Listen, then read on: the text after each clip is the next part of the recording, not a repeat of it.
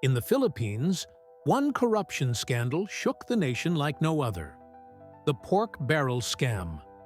What was meant to fund projects for the people turned into billions of pesos lost to fake foundations and greedy politicians. This case not only exposed the dark side of politics, but also sparked outrage across the country, leading to protests and demands for justice. Welcome to Pinoy True Crime Story, where we uncover the nation's most shocking cases that changed history. Today, we dive into the pork barrel scam, the scandal that betrayed the people's trust and revealed the depth of corruption in the Philippines. The story of the pork barrel scam is not just about stolen money. It is about betrayal.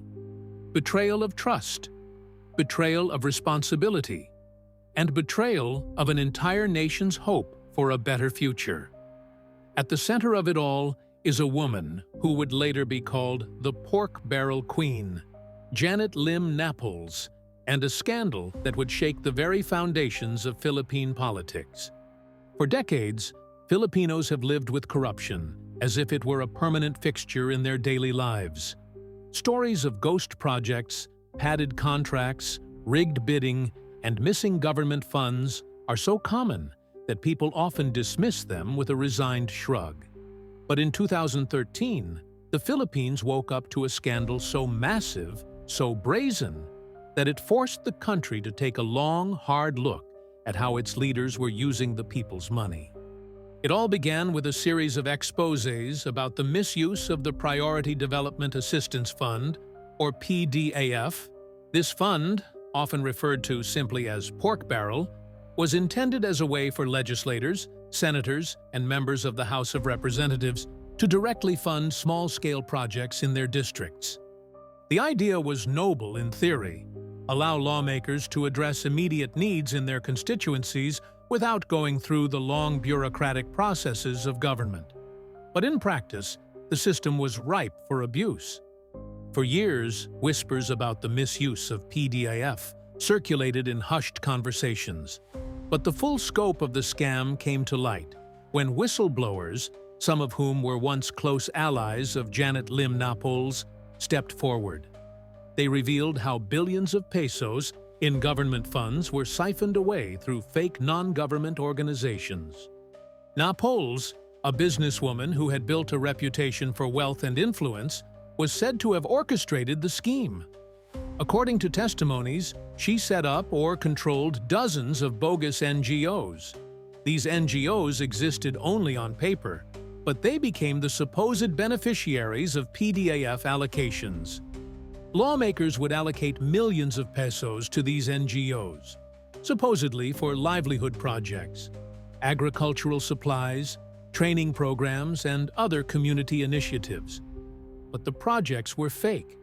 The funds were released, the paperwork was signed, and the money disappeared, split between Napoles and the lawmakers who approved the allocations.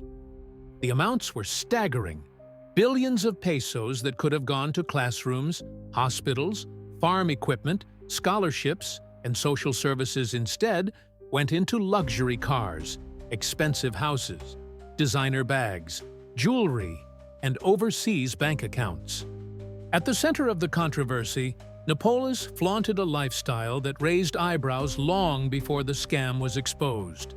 She was known for her lavish parties, high-end properties, and an air of untouchability. But for years, no one dared to confront her. That changed when her own people, disillusioned and fearing for their safety, revealed her secrets. Among the whistleblowers was Ben-Hur Louis, once a trusted employee and even treated like family by Napoles. Louis would later testify that he helped prepare documents, falsify receipts, and manage the paper trail for the scheme. His revelations painted a vivid picture of how deep the corruption went and how many powerful figures were involved. Soon, the names of prominent senators and congressmen began surfacing. Allegations linked the scam to some of the most recognizable figures in Philippine politics. Senators Juan Ponce Enrile, Jinggoy Estrada, and Bong Revilla were accused of pocketing hundreds of millions of pesos in kickbacks. Each denied wrongdoing, but the scandal placed them under intense public scrutiny. The outrage from ordinary Filipinos was immediate and furious. Protests erupted, with citizens demanding accountability. One of the biggest demonstrations was dubbed the Million People March, held at Luneta in August 2013. Thousands of Filipinos gathered, not under the banner of any political party or organization, but as ordinary citizens tired of systemic corruption. It was a rare moment of unity, a people's cry against the greed of those who were supposed to serve them. The government, under then-President Benigno Noynoy Aquino III, was forced to act. Investigations were launched, cases were filed, and arrests were made.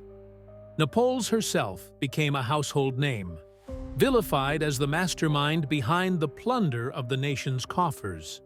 She was arrested not only for the pork barrel scam, but also on charges of serious illegal detention, after allegedly holding Ben-Hur Louis against his will to stop him from exposing her operations. As the legal battles dragged on, the Philippine justice system was once again put to the test. Trials revealed shocking details about how casually public funds were stolen.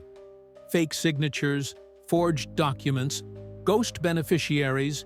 It was corruption at its most blatant. The image of senators once revered by their supporters, now clad in detention uniforms, symbolized both the gravity of the scandal and the depth of the betrayal. But despite the arrests and the cases, many Filipinos were left wondering, would true justice ever be served? For every high-profile name implicated, countless others were suspected of having dipped their hands into the scheme but managed to escape accountability. Political alliances, legal maneuvering, and the slow grind of the judicial system meant that cases dragged on for years, with verdicts uncertain. Meanwhile, the Supreme Court declared the PDAF unconstitutional, effectively abolishing the pork barrel system. On paper, it was a victory for reform. But skeptics asked, had the mindset of corruption truly been dismantled, or had it simply shifted to new forms?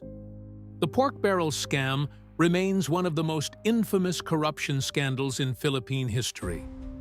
It is a story of greed on a grand scale, but also a story of courage, of whistleblowers who risked their lives, of citizens who demanded better, and of a nation still struggling to hold its leaders accountable. In the end, the scandal was not just about Janet Lim-Napoles or the senators who were accused. It was about the culture of impunity that allowed such a scheme to thrive. It was about the failure of institutions meant to safeguard public funds. And it was about the Filipino people's resilience, their refusal to remain silent in the face of injustice. Today, the pork barrel scam serves as both a cautionary tale and a painful reminder. Billions were stolen, trust was broken, and justice remains elusive. But the outrage it sparked, the protests it inspired, and the conversations it started have left a mark on Philippine society. It was a moment when Filipinos collectively said, enough. The question now is whether that cry will continue to echo, or whether it will fade into silence as another scandal inevitably takes its place. Because in the Philippines, corruption scandals may come and go, but the fight for justice, transparency, and true accountability is far from over. This was the story of the pork barrel scam, a scandal that revealed how greed and power could rob a nation of its future. The fight for accountability continues, and the lessons of this case remain a reminder to stay vigilant against corruption. Thank you for watching Pinoy True Crime Story. Don't forget to like, share, and subscribe for more gripping Filipino true crime stories.